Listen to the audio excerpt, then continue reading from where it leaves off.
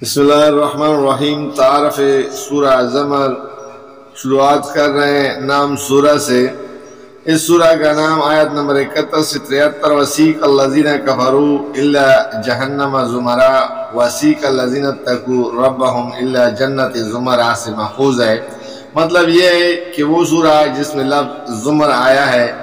زمانہ نزول آیت نمبر 10 وَأَرْضُ اللَّهِ وَاسِعَةٌ سے اس امر کی طرف صاف اشارہ نکلتا ہے کہ یہ سورہ ہجرت حبشہ سے پہلے نازل ہوئی تھی، اور بعض روایات میں یہ تصریح آئی ہے کہ اس آیت کا نزول حضرت جعفر بن ابی طالب اور ان کے ساتھیوں کے حق میں ہوا تھا جبکہ انہوں نے حبشہ کی طرف ہجرت کا عزم کیا۔ موضوع اور مباحث: یہ پوری صورت ایک بہترین اور انتہائی مؤثر خطبہ ہے جو ہجرت حبشہ سے کچھ پہلے مکہ معظمہ کی ظلم و تشدد سے بری ہوئی اور عناد و مخالفت سے لبریز فضا میں دیا گیا تھا۔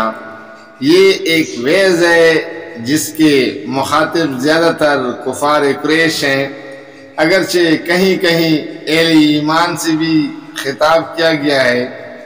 اس میں دعوت محمدی کا اصل مقصود بتایا گیا ہے، اور وہ یہ ہے کہ انسان خالص اللہ کی بندگی اختیار کرے اور کسی دوسری کی طاعت و عبادت سے اپنی خدا پرستی کو آلودہ نہ کرے۔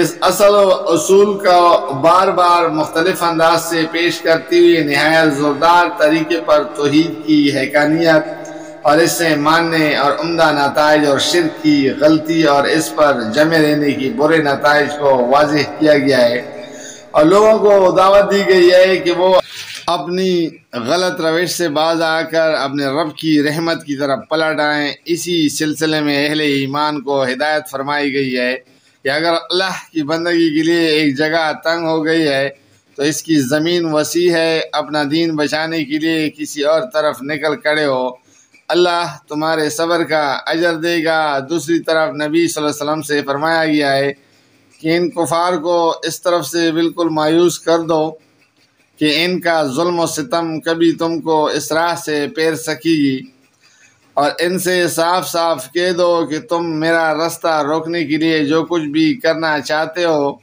کر ڈالو، میں اپنا یہ کام جاری رکھوں گا۔